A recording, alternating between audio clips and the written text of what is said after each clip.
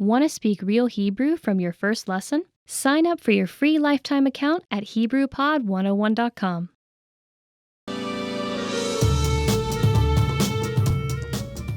Welcome to HebrewPod101.com's עברית בשלוש דקות, the fastest, easiest and most fun way to learn Hebrew. Shalom, אני יאנה. נעים מאוד. Hi, I'm Yana. It's a pleasure to meet you. In this series, we're going to learn basic Hebrew expressions. It's super easy and it only takes 3 minutes. In this lesson, you're going to learn how to introduce yourself in Hebrew. In Hebrew, there is no formal and informal language. You can use this introduction in both cases and keep it simple. However, in Hebrew, there is a difference between male and female language. Let's first see how Israeli people introduce themselves in a simple way. Shalom, אני יאנה. נעים מאוד. Hi, I'm Yana. It's a pleasure. Shalom, אני יאנה. נעים מאוד. Start by saying Shalom, אני, then saying your name. Shalom, אני יאנה. Finally say נעים מאוד. Shalom, אני יאנה. נעים מאוד. And now let's see the same sentence if you wish to be more specific in addressing the person you are introduced to. If you're introducing yourself to a woman, you should say Shalom, אני יאנה. נעים מאוד להכיר אותך. Hi, I'm Yana. It's a pleasure to meet you. Shalom, אני יאנה. נעים מאוד להכיר אותך. If you are talking to a man, you should say Shalom, אני יאנה. נעים מאוד להכיר אותך. Hi, I'm Yana. It's a pleasure to meet you. Shalom, אני יאנה. נעים מאוד להכיר אותך. So, what has changed from the previous introduction? Let's take a close look at this together. The last part of the introduction has been changed based on the gender of the person you are talking to. Shalom, אני יאנה. נעים מאוד להכיר אותך. For a woman, versus Shalom, אני יאנה. נעים מאוד להכיר אותך. For a man. אני, in this case, has not been changed, and in both cases stands for I am, regardless of your gender. The last sounds of the last word changes, however. אותך, if you are talking to a woman, and אותך, if you are speaking to a man. One more time. The simple way to introduce yourself in Hebrew is Shalom, אני יאנה. נעים מאוד. In case you want to personalize the greeting, you say Shalom, אני יאנה. נעים מאוד להכיר אותך. Shalom, אני יאנה. נעים מאוד להכיר אותך. Now it's time for Yana's insights. When you introduce yourself, it's a good habit to shake hands in Israel. If you don't want to worry about using the right word for men and women, just say נעים מאוד, as I said at the beginning of this lesson. There is no cultural importance if you add the last part to the introduction. It just makes the sentence more complete. In this lesson, we're going to learn how to use good manners as we thank people. אתם מוכנים? Are you ready? אז בואו נתחיל. So let's start. There are several ways to thank someone. Let's start with the easiest. It's just one word. תודה. תודה. תודה means thank you. When saying thank you very much, you just need to add רבה. תודה רבה. תודה רבה. רבה means a lot. So תודה רבה is like saying thank you very much. During the last lesson, we mentioned 2 ways of addressing someone, depending on his or her gender. תודה or תודה רבה can be used with anyone. But in case you want to personalize the greeting, there is another phrase you should use. If you want to thank a woman, you say תודה רבה לך. תודה רבה לך. Now, if you want to thank a man, you say תודה רבה לך. תודה רבה לך. Let's break this phrase down. לך means something like to you when you're talking to a woman. תודה רבה לך is thank you very much. לך is to you when you're talking to a man. תודה רבה לך is thank you very much. How do you answer? It's easy. There are 2 ways to answer. The first one is simple. You're welcome. בבקשה. בבקשה. It's the simplest way to answer. But it is more polite to say אין בעד מה. אין בעד מה. Its literal meaning is it's nothing, and it is a common and polite way to respond to someone thanking you. So when someone is saying תודה or תודה רבה to you, we can simply reply with בבקשה or אין בעד מה. Now it's time for Yana's insights. If you are not sure about whether to use תודה רבה לך or תודה רבה לך, keeping it simple is always your safest bet. תודה can be used with just about anyone, anywhere, and anytime. In this lesson, we'll learn some of the most common greetings used in Israel. אתם מוכנים? Are you ready? אז בואו נתחיל. So let's start. The most used greeting is Shalom. Shalom. We also saw it in the first lesson. Shalom simply means hi or hello. It can also mean goodbye. We use it when we meet, but also can use it when we part. Shalom means something like peace, so it makes the greeting very special. It is common to say shalom in both informal and formal situations, and at any time of the day. In the morning, you can also greet people with Boker Tov. Boker Tov, which means good morning. Boker is morning, and Tov is good. During the evening, we also say Erev Tov. Erev Tov. Erev is Hebrew for evening, so Erev Tov means good evening. Boker Tov and Erev Tov are used when we meet someone, but when we leave, we don't say them again. Another way to say goodbye in Hebrew is lehitraot. Lehitraot. It is actually more common to use lehitraot than shalom when leaving. But most people in Israel just say bye. Bye!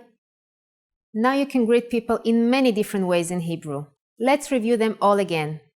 When meeting people in formal and informal situations, Shalom. In the morning until the afternoon we say Boker Tov, and in the evening Erev Tov. When living in any situation, Lehitraot, or simply bye. It's easy, isn't it? Now it's time for Yana's insights. In formal situations, Israeli people commonly greet each other by shaking hands. On the other hand, if we meet someone we are very friendly with, we kiss each other on one cheek. Don't be afraid to do it with your Israeli friends. It's normal. In this lesson, we're going to learn a very useful phrase. Do you speak English? If you find yourself in a situation where you need assistance in English, this phrase can be a lifesaver. And because you're asking it in Hebrew, you can be sure that everyone will understand what you're saying, even if the answer is no. As already mentioned in previous lessons, in Hebrew there is a difference between male and female speech. So if you want to ask a woman, say, את מדברת אנגלית? את מדברת אנגלית? In Hebrew, verbs change depending on the pronoun that is used, according to the gender of both the speaker and the addressee. At, in this case, is the female pronoun for you. So the verb מדברת, which means speak, refers to a female. For example, if I said, I speak English, it will be אני מדברת אנגלית. אני, as we learned already, means I am. Ani is the only way you can say I am in Hebrew, regardless of one's gender. Then, מדברת is the female conjugation for speak or speaking. So, אני מדברת אנגלית will be used only by a female speaker. On the other hand, if you're asking a man if he speaks English, you say, אתה מדבר אנגלית? אתה מדבר אנגלית? אתה in this case is the male pronoun for you. So the verb מדבר, which means speak, refers to a man only. So if you're a man and want to say, I speak English, it will be אני מדבר אנגלית. It is important to notice that in Hebrew the pronoun and the verb change according to female, male, and also to singular or plural of the same sentence. So basically there are 4 ways to say each phrase. But don't worry, we will talk more about that later. For now, please only remember that you can use both את מדברת אנגלית and אתה מדבר אנגלית only if you're addressing one person. So let's review them once again. את מדברת אנגלית if you're asking a woman, and אתה מדבר אנגלית if you're asking a man. Adding סליחה, excuse me, the sentence becomes even more polite. סליחה, את מדברת אנגלית? סליחה, את מדברת אנגלית? Or, סליחה, אתה מדבר אנגלית? סליחה, אתה מדבר אנגלית?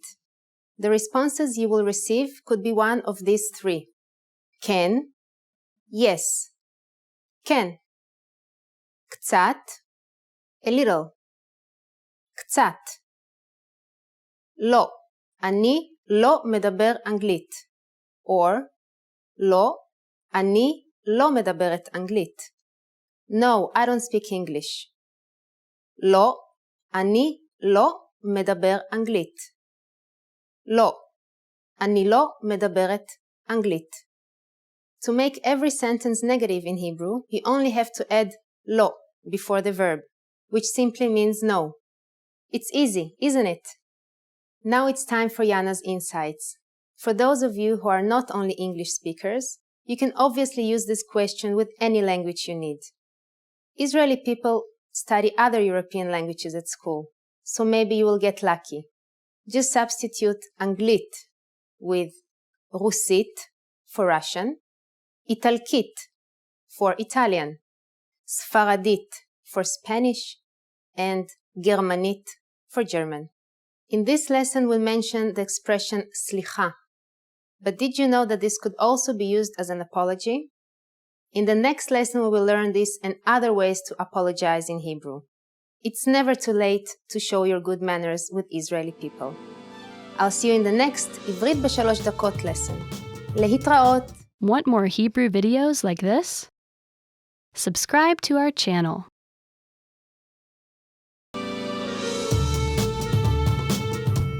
Shalom, אני יאנה. Hi everybody, I'm Yana. Welcome to HebrewPod101.com's עברית ב3 דקות, the fastest, easiest, and most fun way to learn Hebrew. In the last lesson, we learned the phrase סליחה, את מדברת אנגלית, or סליחה, אתה מדבר אנגלית. Excuse me, do you speak English? We mentioned the word סליחה, which means excuse me in Hebrew. In this lesson, we are going to learn how to use סליחה and other words when apologizing in Hebrew. סליחה is a very common word and can be used in many situations. We can use סליחה in both formal and informal occasions, such as when we are ordering something in bars or restaurants. For example, סליחה, קפה אחד בבקשה. Excuse me, one coffee please. סליחה, קפה אחד בבקשה. Do you remember what בבקשה means? We can also use it when asking a question. סליחה, איפה רחוב דיזינגוף? Excuse me, where is Dizengoff Street? Sometimes we also hear people say, סליחה, which means, excuse me, when we want to draw somebody's attention. Also, in a situation when you want to make your way through a crowd, for example, סליחה is used. Israeli people use סליחה also for apologizing. For example, if you accidentally bump into a person while making your way through that crowd. We also use the word אני מצטער or אני מצטערת if you really want to apologize. You also might hear this phrase translated as forgive me or I'm sorry in English. אני מצטערת. אני מצטערת if you're a woman, and אני מצטער. אני מצטער if you're a man. The phrase אני מצטער or אני מצטערת has a deeper meaning of apology than סליחה, although both mean I'm sorry. אני is I am, regardless of your gender, but the verb be sorry changes according to your gender. So מצטערת is I'm sorry or I apologize if it's a woman, and אני מצטער if it's a man. If you feel really bad about something and want to deepen the apology even more, you can just add מאוד to your apology, which simply means very much. We already used it in the lesson about self-introductions. Remember? Shalom, ani Yana, na'im me'od. You can also add me'od to get ani me'od mitzta'eret. Ani me'od mitzta'eret for a woman, or ani me'od mitzta'er. Ani me'od mitzta'er for a man. It simply translates as I'm really sorry into English. But please remember that you cannot use me'od with slicha. Now it's time for Yana's insights. If you are not sure about what will be the proper phrase to use as an apology, it's always your safest bet to simply use slicha. In this way, Israeli people will definitely appreciate your politeness. In this lesson, we are going to learn numbers in Hebrew. Yes, numbers. Misparim, from 1 to 10. And you are going to learn them in only 3 minutes. Beshalosh dakot. You already know the first number from last lesson and can make a full sentence. Do you remember? Kafe echad, bevakasha. Ready? Let's start. Echad. Echad. Shtaim. Shtaim. Shalosh. Shalosh. Arba. Arba. Chamesh. Chamesh. Shesh. Shesh. Sheva. Sheva. Shmone. Shmone. Tesha. Tesha. And Eser. Eser. Okay, now repeat after me. I'll say the numbers and give you time to repeat each one. Ready? Echad. Shtaim. Shalosh. Arba. Chamesh. Shesh. Sheva. Shmone. Tesha. Eser. Great job. What is before Echad? Do you know? It's Efes. Efes. You don't have any more excuses. You can give your friends your cell phone number in Hebrew. Let's try together. We'll use the phrase Hamispar sheli hu, which means my number is. Hamispar sheli hu. Hamispar sheli hu 337 122 496. Can you read it by yourself? 3 3 7 1 2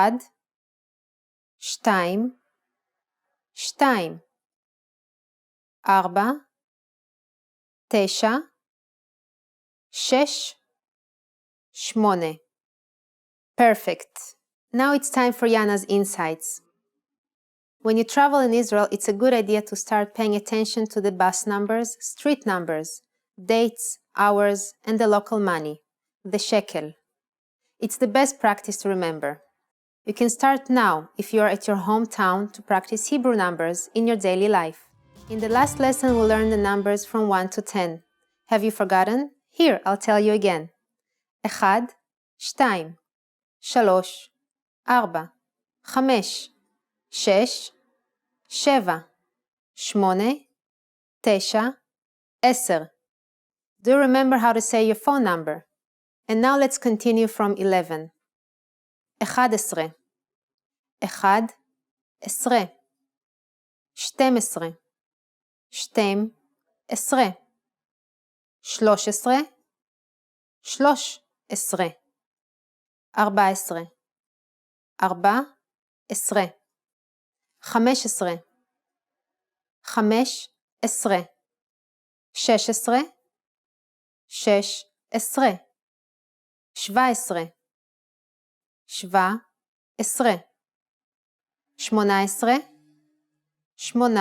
16, 16, 17, 17, 18, 18, 19, 19.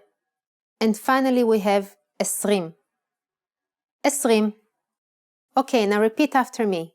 I'll say the numbers and give you time to repeat each one. 11, 12,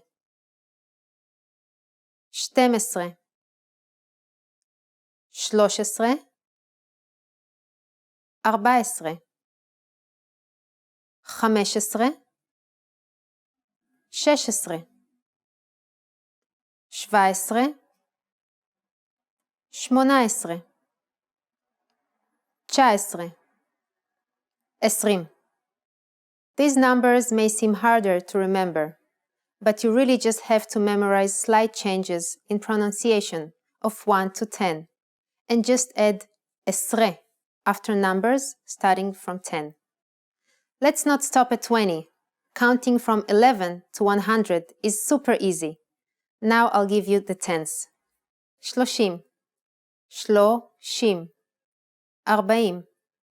40, 50, 50, 60, 60, 70, 70, 80,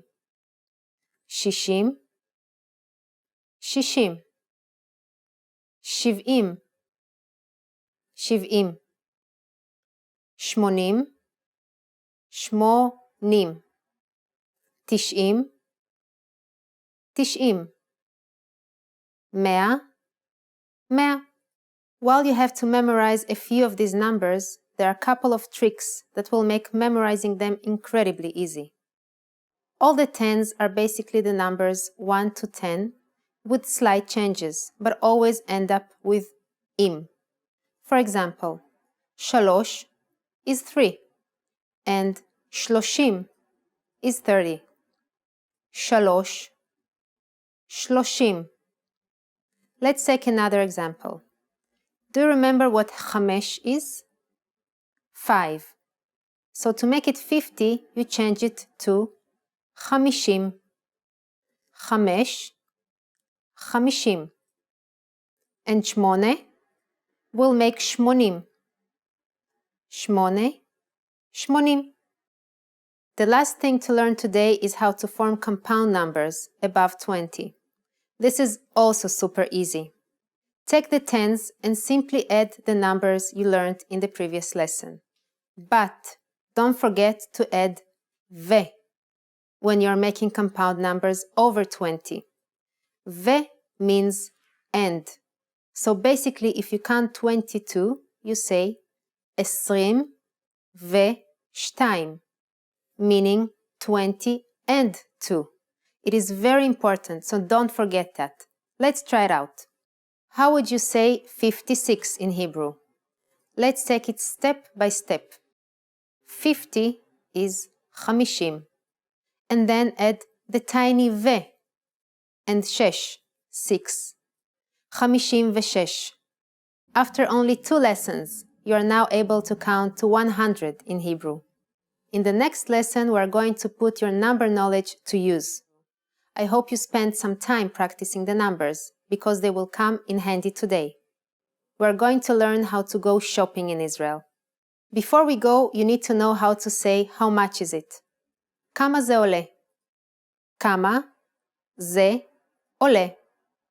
Kama is how much. Ze is this for an object. And ole is costs. Are you ready to go shopping? Let's go! You see something you like and want to ask the shop clerk how much it costs. The first thing to say to a shop clerk is Slicha. Do you remember what that means? Excuse me. Slicha, kama ze ole? Slicha, kama ze ole? You don't even need to know the name of each thing you are interested in.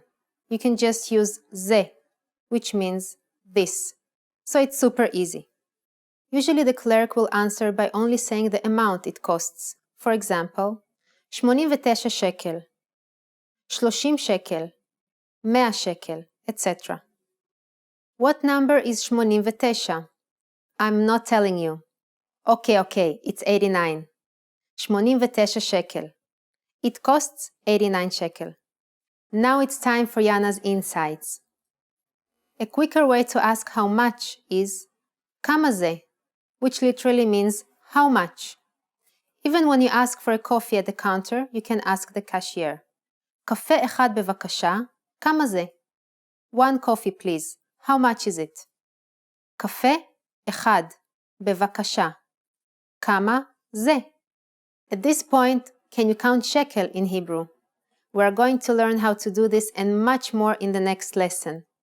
I'll be waiting for you in our next עברית ב3 דקות lesson. להתראות.